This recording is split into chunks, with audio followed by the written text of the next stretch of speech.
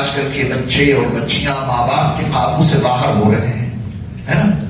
اب وہ جوان بچی بگڑ گئی، بگڑی جا رہی ہے، اس کے ہاتھ میں موبائل ہے اور باپ کو یہ نہیں معلوم کہ موبائل ہے کہاں۔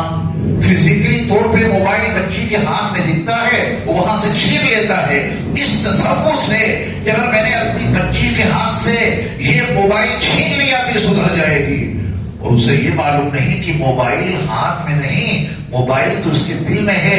کتنے موبائل چھینو گے؟ ایک چھینو گے وہ دوسرے سے بات کر لے گی، وہ چھینو گے کہیں اور سے بات کر لے گی۔ تو موبائل ہاتھ سے چھیننا ہے یا دل سے نکالنا ہے؟ کیونکہ موبائل باہر ہی نہیں، اندر ہے۔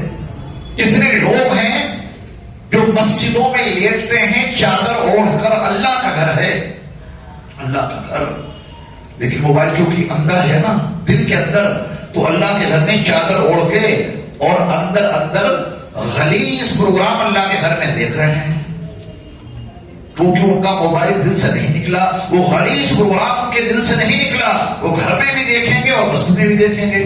اور اگر وہ غلیظ پروگرام دل سے نکل گیا نا، تو دکان پہ ہو یا مکان پہ یا کہیں بھی ہو، غلیظ اور گندا پروگرام نہیں دیکھ سکتے، کیونکہ وہ غلاظت اندر سے نکل چکی ہے۔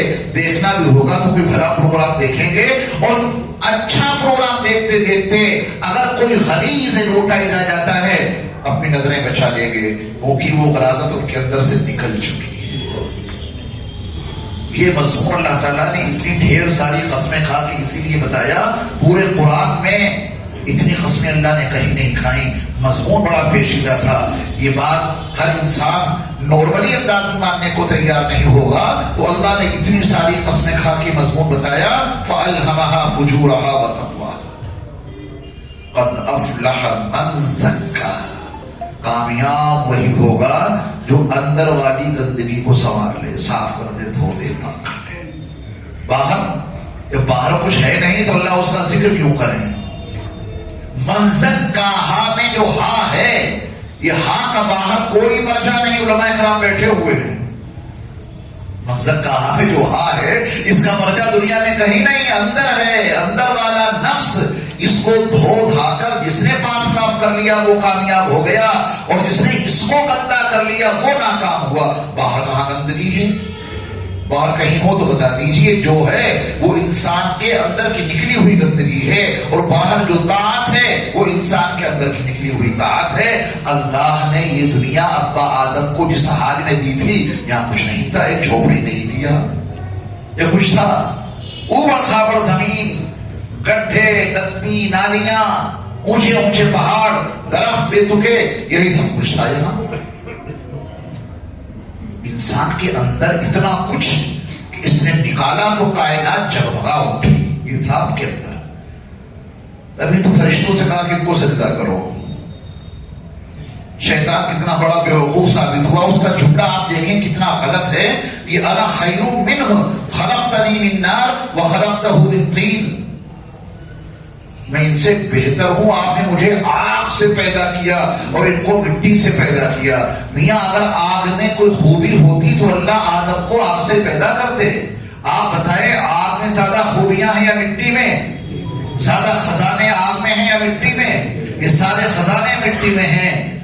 تبھی اللہ نے آدم کو مٹی سے پیدا کیا۔ شیطان اس قابل کہاں تھا اس کو مٹی سے پیدا کیا جاتا؟ وہ اس قابل ہی نہیں تھا۔ یہ اس کو بہت بڑا دھوکہ لگا کہ آگ بہتر ہے مٹی سے۔ مٹی کہیں زیادہ بہتر ہے آگ سے۔ یہ سارے خزانے جو کچھ نکلے ہیں اور یہ کائنات کی ساری رنگینی جو کچھ ہے، یہ سب مٹی سے وابستہ ہے۔ بہرحال اب اصلی موضوع پہ آ جائیے اتنی باتوں کو سمجھنے کے بعد کہ جو کچھ ہے وہ اندر ہے۔ اب اگر یہ اندر شراب جائے گی تو یہ اندر کو اور زیادہ بگاڑے گی۔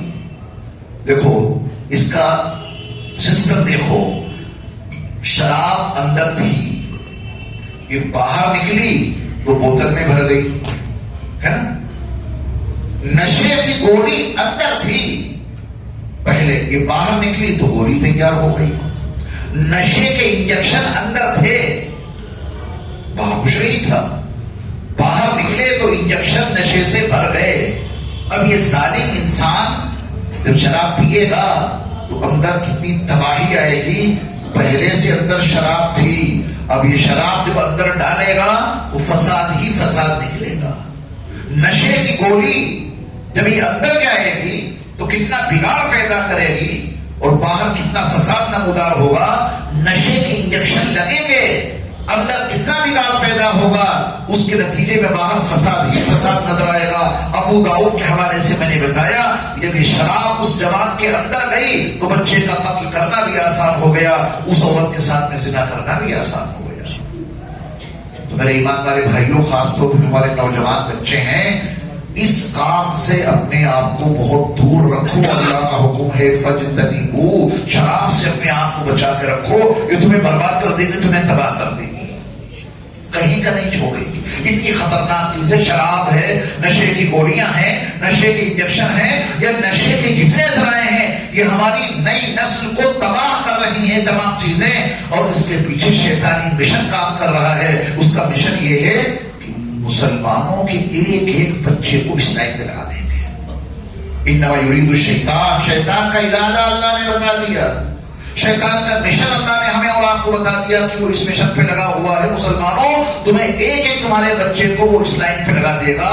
آج سب لوگ تہیا کر لو اپنے دشمن کی مخالفت کرنے کے لیے اور اپنے رب کو راضی کرنے کے لیے. ہم اس کے قریب بھی نہیں جائیں گے.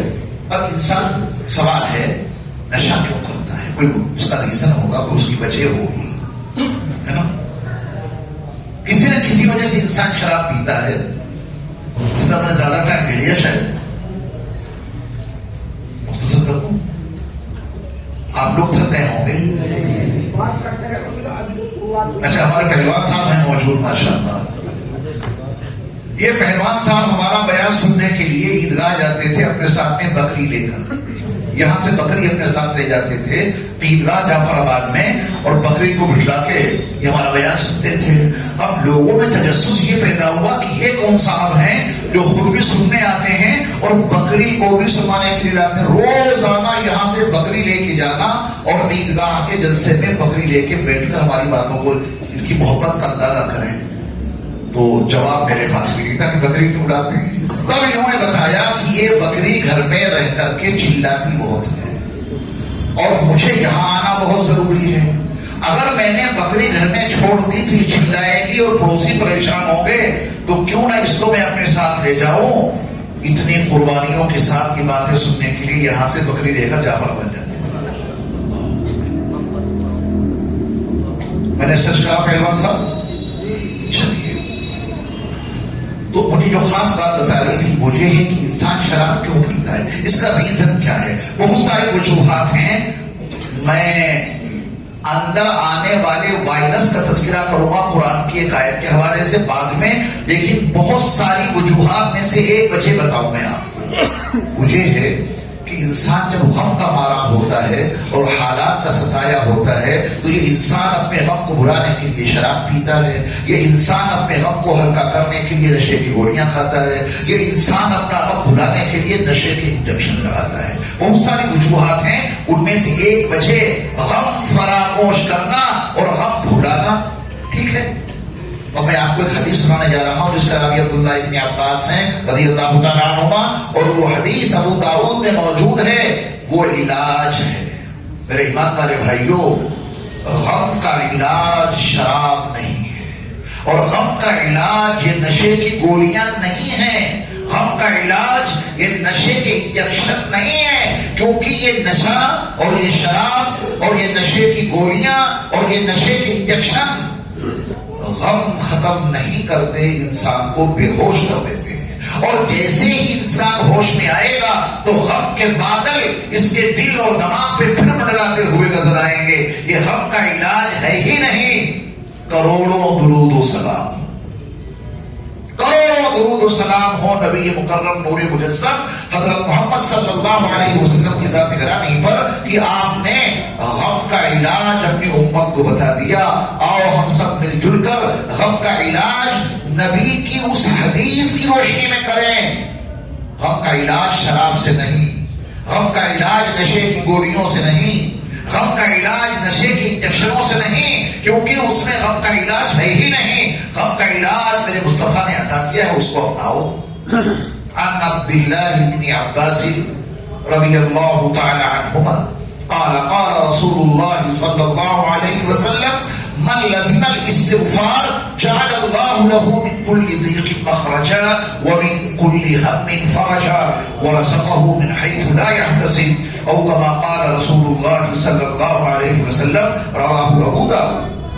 حضرت عبداللہ ابن عباس فرماتے ہیں کہ اللہ کے رسول صلی اللہ علیہ وسلم نے ارشاد فرمایا کہ جو شخص اپنے اوپر استغفار کی کثرت کو لازم کر لے، یہ استغفار ہے غم کا علاج. شراب پینے کی کیا ضرورت ہے؟ نشے کی گولیاں کھانے کی کیا ضرورت ہے؟ نشے کے انجیکشن لگانے کی ضرورت ہے ہی نہیں. اللہ کے رسول صلی اللہ علیہ وسلم نے ہمیں اور آپ کو غم کا علاج استغفار کی شکل میں دے دیا ہے. استغفار کثرت سے کرو.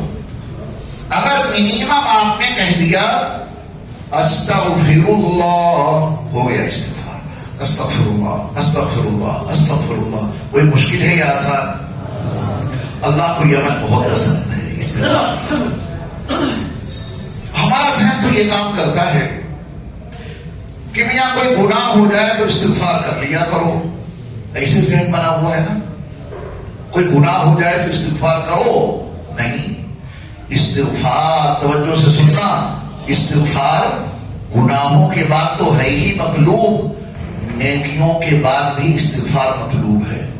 پیارے نبی صلی اللہ علیہ وسلم کی سنت آپ کے علم میں ہوگی، جب آپ علیہ الصلوۃ والسلام نماز سے فارغ ہوتے السلام علیکم ورحمۃ اللہ، السلام علیکم ورحمۃ اللہ، تو آپ اللہ کی کبریائی بیان کر کے 3 مرتبہ کہتے تھے استغفر اللہ استغفر اللہ استغفر اللہ.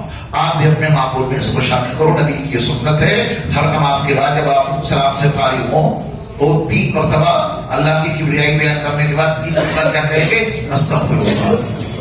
یہ نیکی کی آپ نے یا گناہ؟ نیکی کی ہے. نماز پڑھے گی، بڑا نیک عمل کیا ہے، اس کے بعد استغفار کا کیا مطلب؟ نبی جب نماز جیسی نیکی برپا کرنے سے فارغ ہوتے تو آپ نماز کے بعد استغفار کرتے. ہمارا ذہن یہ کام کر رہا ہے کہ صاحب کوئی گناہ ہو جائے تو اس کے بعد استغفار. نہیں، گناہ کے بعد تو استغفار ہے ہی مطلوب، نیکیوں کے بعد بھی استغفار کرنا ہے، کیونکہ یہ عمل اللہ کو بہت پسند ہے. فرق بتا دوں آپ کو، فرق یہ ہے کہ گناہ کے بعد اگر ہم اور آپ استغفار کریں گے تو اللہ اس استغفار کی برکت سے گناہ معاف کر دیں گے، اور جب نیکیوں کے بعد ہم اور آپ استغفار کریں گے تو اللہ استغفار کی برکت سے وہ نیکی قبول کر دیں گے. سمجھ گئے؟ گناہ کے بعد استغفار کریں گے تو گناہ معاف، نیکی کے بعد استغفار کریں گے تو استغفار کی برکت سے اللہ وہ نیکی قبول کر لیں گے. نماز پڑھی، استغفار کیا، اللہ اس کی برکت سے نماز اپنی بارگاہ میں قبول کر لیں گے. تو نبی علیہ السلام والسلام نے فرمایا کہ جو شخص اپنے اوپر استغفار کی کثرت کو لازم کر لے، اللہ اس کو 3 انعام عطا کرتے ہیں. کتنے انعام؟ پہلا انعام یہ ہے کہ اگر وہ تنگیوں میں گھرا ہوا ہے، اللہ استغفار کی برکت سے اس کو تنگیوں سے نکلنے کے لیے کوئی نہ کوئی راستہ ضرور پیدا کر دیں گے. نمبر 2، وَمِن كُلِّ هَمٍّ فَرَجًا، اللہ استغفار کی برکت سے ہر غم سے کشادگی عطا کر دیں گے. ہر غم سے کشادگی. اگر یہ لفظ آپ کی سمجھ میں نہیں آ رہا ہے، ہر غم سے کشادگی، تو وَمِن كُلِّ هَمٍّ فَرَجًا کا ترجمہ میں آپ کی زبان میں کر دوں. آپ کی زبان میں، آپ کی زبان میں اس کا صحیح ترجمہ یہ ہوگا اللہ آپ کو ٹینشن فری کر دیں گے. مفتی صاحب نے ترجمہ صحیح کیا، یہ بالکل عام فہم ہے. وَمِن كُلِّ هَمٍّ فَرَجًا، اللہ ہر غم سے کشادگی عطا کریں گے، یعنی اللہ تمہیں ٹینشن فری کر دیں گے. کس کی برکت سے؟ اور شراب سے ٹینشن بڑھتی ہے یا گھٹتی ہے؟ بڑھتی ہے. نبی نے بتایا کہ ٹینشن میں اگر ہو تو شراب نہ پیو، نشے کی گولیاں نہ کھاؤ. اگر غموں میں گھرے ہوئے ہو، الجھنوں میں پھنسے ہوئے ہو تو نشے کی انجیکشن نہ لگاؤ، استغفار کی کثرت شروع کر دو. اللہ تمہیں ہر غم سے کشادگی عطا کر دیں گے. اللہ استغفار کی برکت سے تمہیں ٹینشن فری کر دیں گے. کیا ضرورت ہے شراب پینے کی جو اندر بھی تباہی پیدا کرے، باہر بھی فساد کروا رہا ہے نا؟